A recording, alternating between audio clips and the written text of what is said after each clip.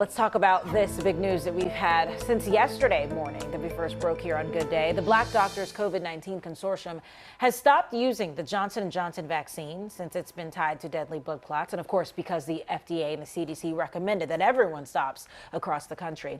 Well, now the group is planning to address the public's concerns. So we wanted to bring in Dr. Ayla Stanford, founder of the Black Doctors COVID-19 Consortium. Good morning to you.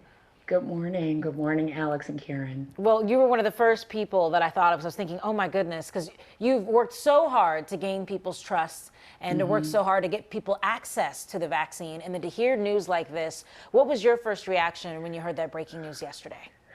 First reaction was to let everyone know. So we changed everything on our websites, our social media to say we are not administering Johnson & Johnson and to stay updated for more info. And we're getting more info literally hourly about it.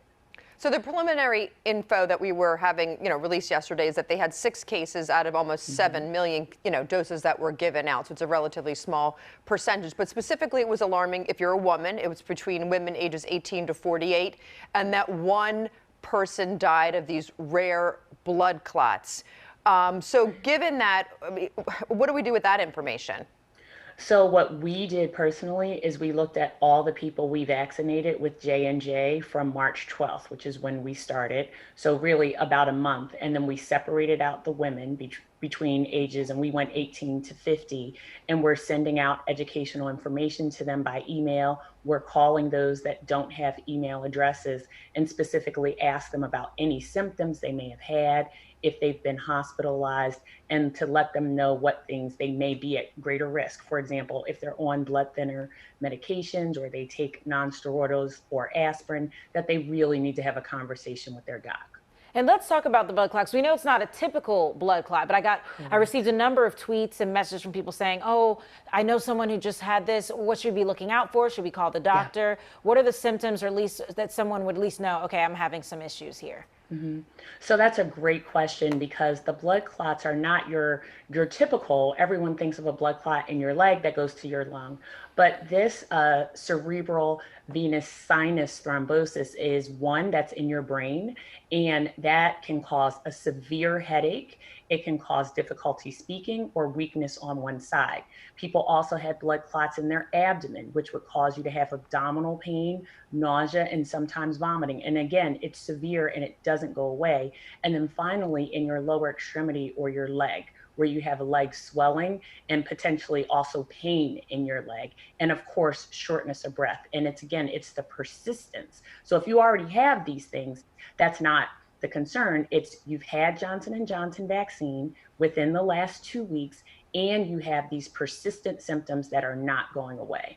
And that's the thing you said, within the last 2 weeks, because it's not immediate, especially in the 6 cases that we've learned. It was what, 6 to 12 days after? Right, 6 to 13 days. And it's, most of the folks in Philly didn't start getting Johnson & Johnson. For us, March 12th was the first day. So we're all within sort of that 1 month. But yes, Alex, 6 to 13 days was when people reported the symptoms. We've lost so many lives, obviously, due to COVID, and almost with every medication, we'll watch the nightly news, and all of a sudden you can see, all the symptoms come up and all of the different drug reactions and things. When we look at this percentage-wise with about 7 million doses, it's a fraction. It's 1 in a million. And then we look at other cases, you think like many of us women have taken birth control, what the significance of blood clots would be in that percentage-wise there. So they show the J&J. Yeah, we see this. Well, I just want to say that this full screen is one that I noticed was being shared on social media. So I wanted to ask you about it, because they're sharing, to give context was the goal. Like Karen was mentioning, compared to birth control pills, compared to cigarette smoking. And because many people are wondering why pause, even though it's horrible that someone has died. But when you think about the millions who have already received it. Excellent question. The difference with these blood clots and this cerebral venous sinus thrombosis is, in addition to the clot, you have low platelets. And the etiology is thought to be from an autoimmune. So your antibodies are attacking the platelets. And what that does is increase your propensity to bleed.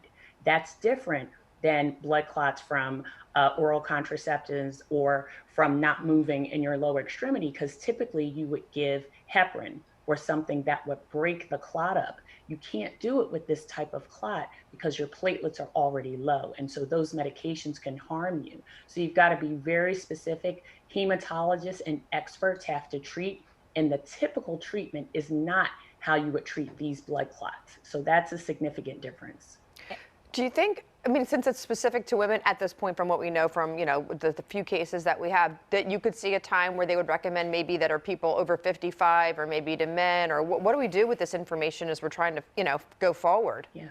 Yeah, we're definitely thinking the same things. The ACIP, the Immunization Committee for the CDC, is having a meeting today that's public. People can listen in, and going to meet with the FDA and hopefully give us some recommendations. But I was thinking the same sort of thing, maybe 65 and over women, perhaps all men, and that you don't have any contraindications, meaning you're not on blood thinner medication, for example. You don't have an increased risk of clotting. You don't have a history of clotting and things like that. So I think there will have to be some very stringent criteria that we know who to include and who to exclude if and when we start administering Johnson & Johnson again. Which is why they're looking into this, investigating, because we don't know how long it'll be till they let Johnson & Johnson back. But you guys are having some informational sessions because people have so many questions.